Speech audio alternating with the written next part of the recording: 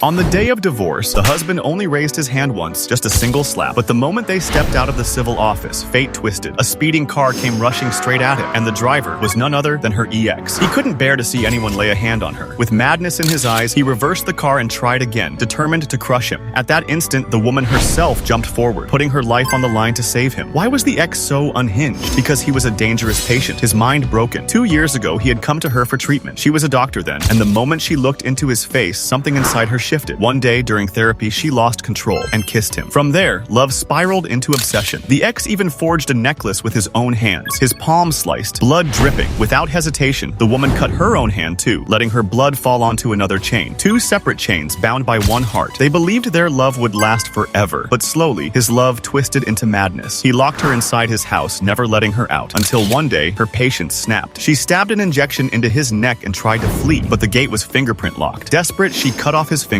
and escaped into freedom. For 2 years, she thought it was over, but on her wedding day, he came back. He drugged her into unconsciousness. The next morning, she woke and her husband was gone. Beside her, only the ex. She screamed, "Where is my husband?" He only smiled, asking, "Do you still love me?" Her broken reply, "Now? What meaning is there in love or hate?" Those words drove him insane. Yet instead of hurting her, he whispered, "Serve me, and maybe I'll let him live." Terrified, she asked, "How?" He smirked, "I'm hungry." She rushed to cook. When she returned, he held a small box. She thought it was a gift, but when it opened, inside was a cut finger. He claimed it was her husband's, and then he put it in his mouth, chewing it. The woman froze in horror. Seconds later, he laughed. It was fake. Relief filled her chest, only for the nightmare to deepen. He demanded, "Bring me the necklace, then I'll release him." But the real one was long gone. Desperate, she ordered her friend to make a copy. The next night, she wore it to the restaurant. He was thrilled, but when she asked, "Where is my husband?" he pointed outside. She ran, only to find the man in the car wasn't her husband. Rage surged. When she confronted him, he dragged her to a hotel. Just then, her phone rang. Her husband's voice. "Tomorrow, meet me at the civil office for divorce." She froze, realizing this was all her ex's twisted game. The next morning, dragged to the office again, she slapped her husband. But then, the words cut deeper than any wound. "I don't like you caring for me in front of others. I can't protect you anymore." Each sentence shattered her heart. And finally, she understood. None of them were normal. The sane one left her for selfish reasons. The insane one wanted to make her his life. She stood there helpless as tears streamed endlessly down her face.